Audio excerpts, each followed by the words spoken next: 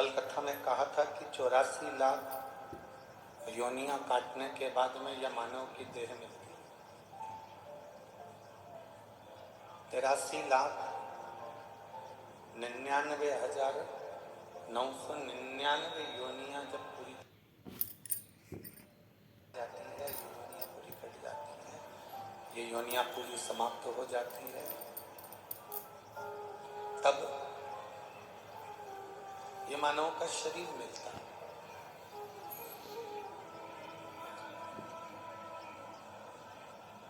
और इस मानव के शरीर को यदि हम व्यर्थ में गंवा दें तो फिर हमारा मानव का जीवन लेना श्रेष्ठ नहीं।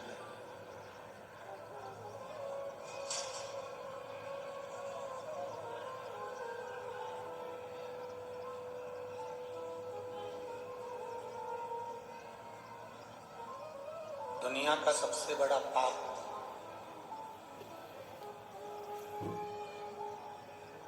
कौन सा है?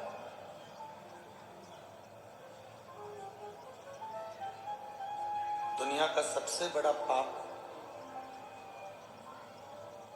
शिव महापुराण की कथा कहती है, केवल एक पाप ऐसा है दुनिया का जो बहुत बड़ा पाप माना जाता है,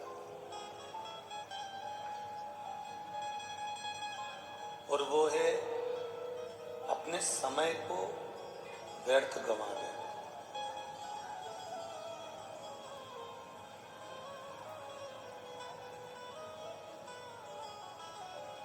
दुनिया का सबसे बड़ा पाप है अपने समय को व्यर्थ गंवाना। जो परमात्मा ने समय हमको दिया है, जो परमात्मा ने हमको समय प्रदान करा है, वो समय हमारा कर्म के प्रति जागरूक हो।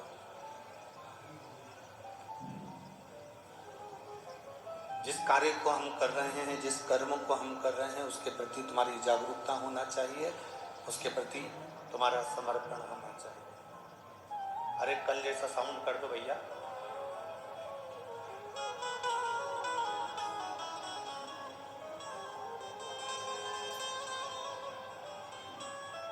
तुम्हारा समर्पण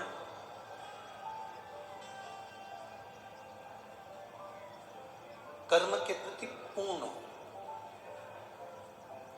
शिव महापुराण की कथा कहती है कि दुनिया का सबसे बड़ा पाप अगर कोई है तो अपने समय को व्यर्थ गंवाए।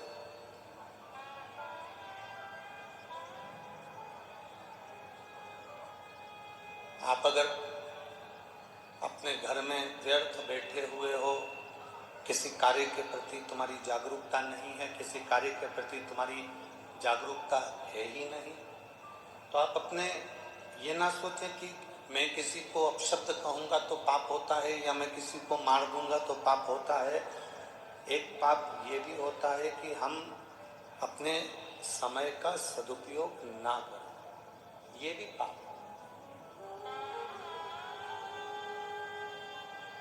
अपने समय को हम श्रेष्ठ जगह पर ना लगाएं,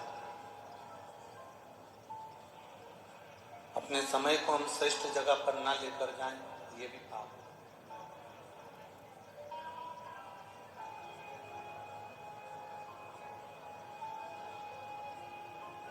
21,600 श्वास में से सर्वश्रेष्ठ श्वास, सबसे अच्छी श्वास, 21,600 श्वास में से सर्वश्रेष्ठ श्वास अगर कोई होती है तो वो कौन सी होती है? जिसमें हम किसी भूखे को भोजन करा रहे हों, हम किसी प्यासे को पानी पिला रहे हों, या हम किसी दुखी के जीवन में उसके दुख को काटने में साथ दे रहे हों, तब समझना कि हमारी 21,600 श्वास में से वो श्वास श्रेष्ठ है। तब जानकर रखें कि हमारी उन समय की अवस्था में वो हमारी श्रेष्ठता है, उन श्वासों में हमारी सर्वश्रेष्ठता है।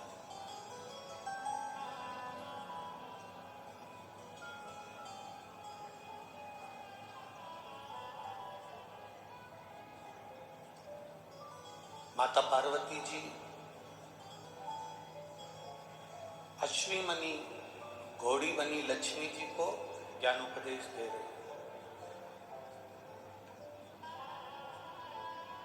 माता पार्वती जी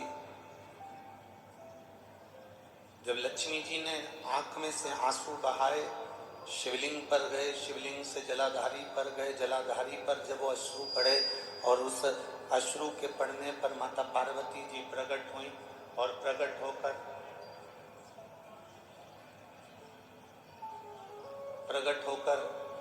माता पार्वती जी जब सम्मुख में आई, माता पार्वती जब सामने आई तो उन्होंने लक्ष्मी जी को समझाया। माता लक्ष्मी से कहा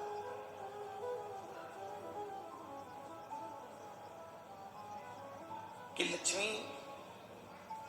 तुम्हारे पति ने तुमको श्राप दिया है, तुम्हारे पति ने तुम्हें श्रापित किया है, तुम्हारे पति ने तुमको अश्वी बनने का श्राप दिया, घोड़ी बनने का श्राप दिया।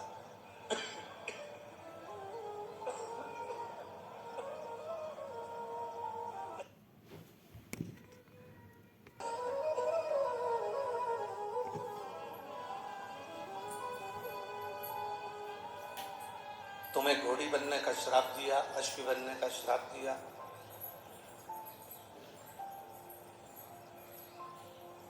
लक्ष्मी, तुम इस बात से दुखी ना होइए कि तुम्हारे पति ने तुमको श्राप दिया। अब उन्होंने जो श्राप दिया उसको भूल जाओ। अब कुछ अच्छा करने का प्रयास करो। जो श्राप दिया है उसको भूल जाओ। और हम भी आपसे यही कहेंगे कि अगर कोई आपको गाली दे दे, कोई आपको अपशब्द कह दे, कोई आपको ताना दे दे, कोई आपको आड़ा टेढ़ा बोल दे, वो कह दिया, कहने के बाद आप उसको भूल जाइए। उसने कहा, आप उस बात को भूल जाओ। अब बहुत दिन तक अपने बुद्धि में लेकर बैठ जाना, बहुत दिन तक अपनी चित्तवृत्ति में लेकर बैठ जाना कि उसने मेरा अपमान करा है, उसने मुझे गाली दी, उसने मुझे अपशब्द कहा, उसने मुझे आड़ा टेढ़ा कहा, उसने मुझे आड़ा टेढ़ा बोल दिया। बार बार अपनी बुद्धि में उसको घुमाना, अपनी चित्तवृत्ति में लेकर आना, ये श्रेष्ठ नहीं है।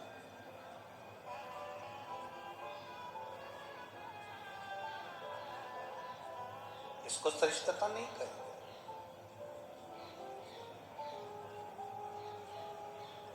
कुछ गलत हो गया, उसे भूल जाए।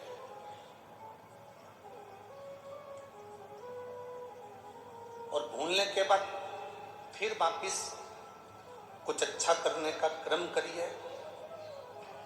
शिव महापुराण की कथा तो यहाँ तक कहती है कि अगर तुमको कोई गाली भी दे देना, अपशब्द भी कह देना, अगर तुम्हें कोई आड़ा टेढ़ा भी बोल देना, कोई आपको अपशब्द कह दे, आड़ा टेढ़ा कह दे, कोई गाली भी दे दे, तो भी शिव महापुराण की कथा कहती है कि आपको उससे बोलचाल बंद नहीं करना। सास ने कुछ शब्द कह दिया, बहू ने कुछ आड़ा टेढ़ा कह दिया, या किसी ने कोई शब्द कह दिया और आपने बोलना चालना बंद कर दिया, शिव महापुराण की कथा कहती है ये कभी ना करें।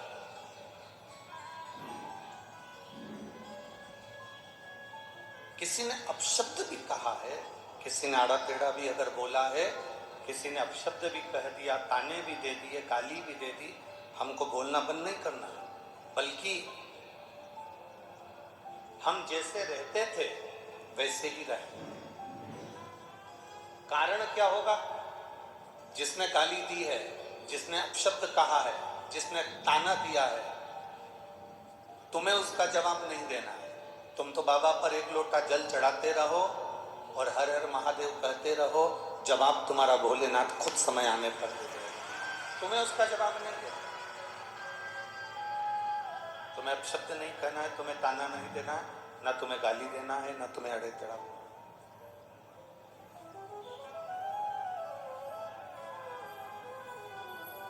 तुम तो अपना जो कर्म है, अपने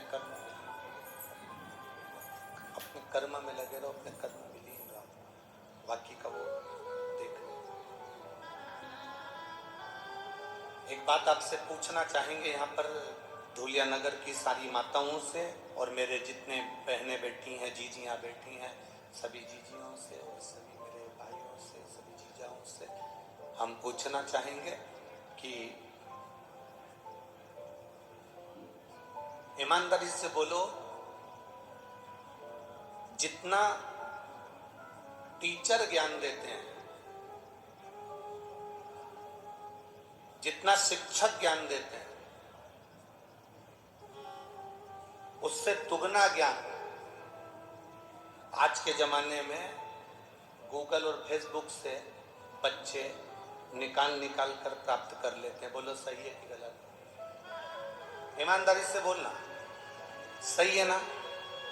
जितना शिक्षक ज्ञान दे रहे हैं, जितना टीचर ज्ञान दे रहे हैं, आज का बच्चा गूगल और फेसबुक पर दिन भर मोबाइल पर जो टीचर पढ़ाते हैं वो बच्चा उसको सर्च कर आधे से ज्यादा पढ़ाई तो सोशल मीडिया पर पढ़ लेता है। आधे से ज्यादा पढ़ाई सोशल मीडिया पर पढ़ लेता है। फिर भी हमारे यहाँ, हमारी भारतीय सभ्यता में, हमारे भारत देश की सभ्यता में हमारे यहाँ शिक्षक, टीचर शंकर और पार्वती का एक रूप माना गया है। हमारे यहाँ का टीचर, हमारे यहाँ का शिक्षक शिव पार्वती का एक स्वरूप माना गया। क्यों?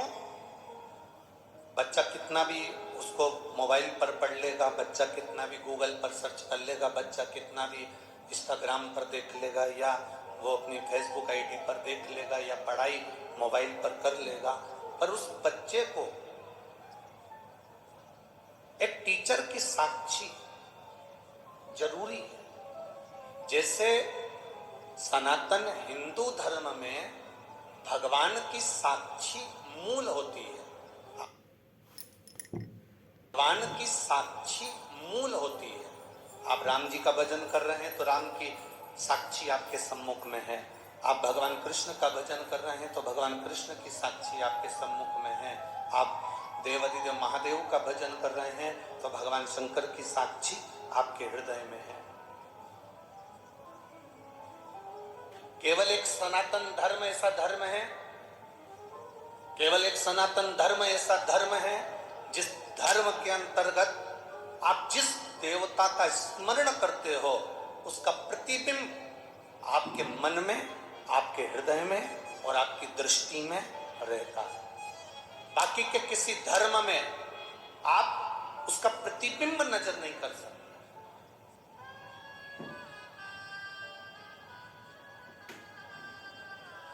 और हमारे सनातन धर्म के अंतर्गत हम अगर शंकर भगवान को जल चढ़ा रहे हैं तो शिव का प्रतीक मानकर हम उसकी पूजन कर रहे हैं। हम बाल गोपाल का अगर पूजन कर रहे हैं तो भगवान राम और कृष्ण का प्रतीक मानकर उनकी पूजन कर रहे हैं। हम दुर्गा भवानी का पूजन कर रहे हैं तो जगत जननी धात्री का प्रतीक मानकर पूजन कर रहे हैं।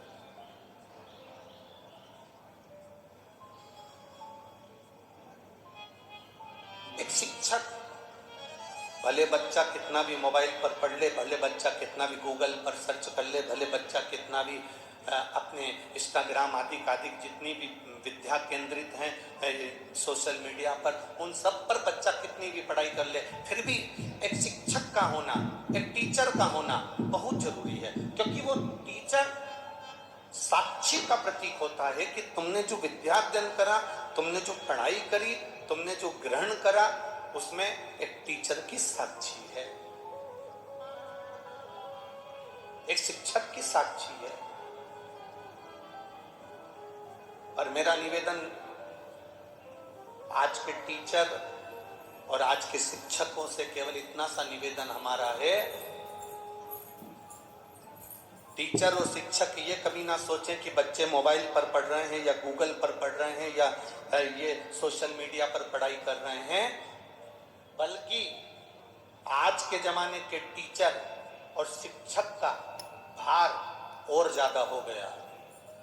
आज के जमाने के टीचर और शिक्षक का भार ये बढ़ना चाहिए कि अब अगर बच्चे सोशल मीडिया पर पढ़ रहे हैं, बच्चे अगर गूगल पे सर्च कर कर पढ़ रहे हैं, बच्चे अगर मोबाइल पर पढ़ाई कर रहे हैं, तो आज के शिक्षक और आज के टीचर का कार्यभार और ये बढ़ जाना चाहिए कि अब बच्चे अगर मोबाइल पर पढ़ाई कर रहे हैं तो हम हमारे स्कूल में बच्चों को ये सिखाएं कि तुम किसी गलत व्यसन की ओर ना चले जाना, और उनका मोटिवेशन करते रहें, उनको समझाते रहें कि तुम गलत विचारों में ना जाए, गलत दृष्टि में ना जाए, गलत भाव में